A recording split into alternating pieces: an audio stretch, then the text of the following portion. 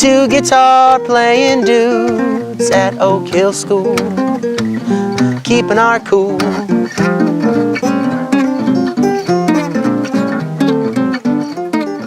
Hi everybody, I'm John Jacobson from Music Express. Today we're so excited to be able to bring to you cool careers in music. And the cool career that we're focusing on today is music therapy. I'm at Oak Hill School in San Anselmo, California with my new best friend, Ian Wilkerson, who is the head of the Bay Area Music Therapy. Is that right? Welcome to Music Express. Thank you for having me. It's a pleasure. I have just been so excited watching what you do today here at Oak Hill School as a music therapist. What does it mean to be a music therapist? Well, music therapists come in a lot of shapes and different forms, and we work with a lot of different people. But in a nutshell, what it means is you're using music experiences, either educational or developmental or emotionally oriented music experiences to help people. And the way that it helps people can be different depending upon who you're working with. So in the context of where we're at today, I'm using music experiences to help children and students reach fuller potential, to grow more, to develop more skills for their life. Academic concepts can also be a part of that. So it can look like a music lesson or a music class, but it can also look like we're playing music together. So here we go. C, D, E, F, G, A, C. One more time. C, D, E, F, G, A, B, C. Beautiful. Good job. So you're not necessarily so interested in teaching the concepts of music as teaching the concepts of life through music? Absolutely. When we're doing music therapy, we have musical goals, and we also have non-musical goals. So in every music therapy session, or like here at Oak Hill School in the classrooms that I work with, I'm engaging the students to help them grow musically, which might involve learning academic musical concepts. But moreover, it's not strictly targeted to the musical concepts. We have non-musical goals too, so we're working on helping them learn how to communicate, how to build more successful friendships, how to learn how to manage their own impulses or their behaviors, so that they can have more successful connections with their peers or with their teachers, so that they can actually have more success in learning the academic skills that they want in the classroom, but might struggle to do. Does that make sense? Absolutely. It's so fascinating. But what kind of special training do you have to be a music therapist? So the minimum requirement for becoming a board-certified music therapist is you have to have at minimum a bachelor's in music therapy. And then you have to complete an internship, which is around 1,240 hours, a clinical internship. So after you finish your bachelor's program, you go under the supervision of a board-certified music therapist and you do a clinical internship. In music, there's something we call the beat. We feel it in our bodies and our feet. It goes 1, 2, 3, 4, 1, 2, 3, 4, 1, 2, 3, 4, 1, 2, 3, 4, 1, 2, 3, 4, 1, 2, 3, 4, 1. Do you see yourself as a musician first or a therapist, or how did that work? So I was a musician first. I started playing guitar when I was 12 years old. Wanted to be a rock star. Played in a rock and roll band in high school. Gigged around different pubs, and I've always pursued my career as an artist. When I went to college for music, thinking I was going to get like an industry job, I took an intro to music therapy course. I didn't know that there was a program at my school at Berklee College of Music. Mm-hmm. I didn't know that there was a program. I took the intro course and I was sold. It was just like, it felt right. In high school, I always took my guitar over to the special education classes, and I would make music with the students on lunch break. And so when I took the intro course in college, and I just realized it was kind of like an aha moment. I was like, oh, this is my career path. I can help other people doing music during the day and still have time to feed my soul and my heart to do me music at night. Hello, hello, hello, hello everybody. Well, it's time for music. It's time for music.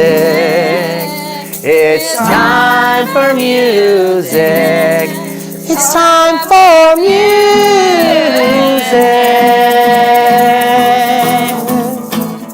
What kinds of people do you work with in music therapy? I mean, today we're watching you work with a lot of children with autism, but what other kind of environments will you find yourself working? You can do music therapy with older adults in geriatric facilities, communities like skilled nursing and assisted living, hospice, end stage of life.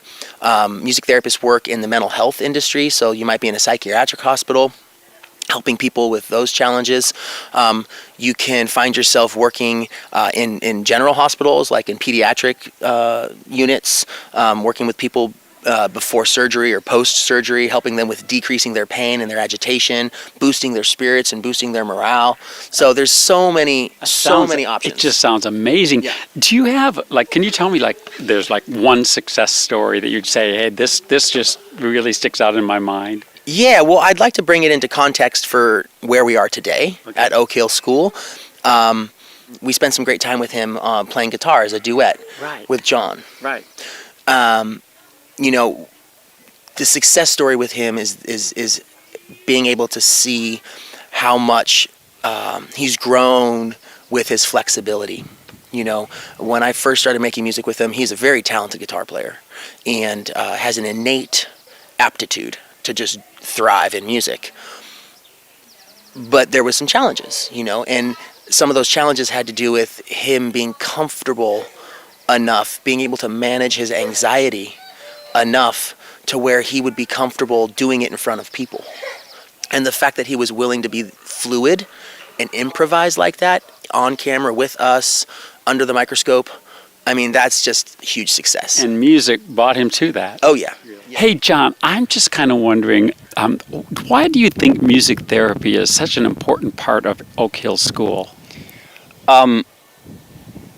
It helps kids feel balanced throughout the day, so it kind of has a relief system from school. So it's they play music, they feel like they're relieved from school, they don't think they're in school, they're not, going crazy, they don't have academics, they're just playing music. So music's all about, not doing any of that. It's like a distraction that helps them, not think about that, so then they can get back to it, and they'll feel calmer going back into it because it'll feel like they just came off a bus after they play music. I think that makes a lot of sense. That's an excellent way of describing it, I think. What advice would you have to our Music Express listeners and readers out there if they wanted to be a music therapist? What would you say to them? Well, so firstly, I would say definitely always follow your heart and your passion for music. If you want to do that for the rest of your life and that's where you thrive, then do it. Don't let anybody ever tell you that you can't make music and have a successful career doing it.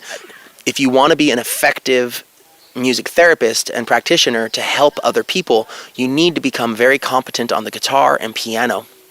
And you need to be able to sing and be comfortable singing, because what we do is we help people connect. So if we have to be very comfortable singing and connecting with others. So that's my advice, is if you really want to become a music therapist, practice and learn and become comfortable to connect with others while playing the guitar and singing and playing piano, because those are going to be prerequisite, required skill sets that you'll have to be a music therapist. Why do you think guitar is such an important role in music therapy? It's a really good question, because a lot of what we do is we create experiences, musical experiences for our clients and our students.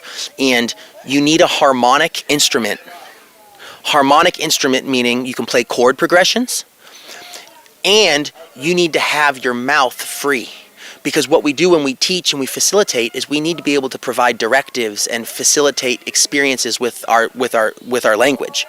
So it would be very difficult for me to facilitate a group experience or even a one-on-one therapy session if I have a horn in my mouth the whole time, and you want to provide them with a whole sonic song structure experience, you have to have a harmonic instrument so that you can play chords and play chord progressions and then sing the lyrics to the song. Does that make sense? It makes a lot of sense. Middle, middle, side, middle, side, middle, middle, side. Judge.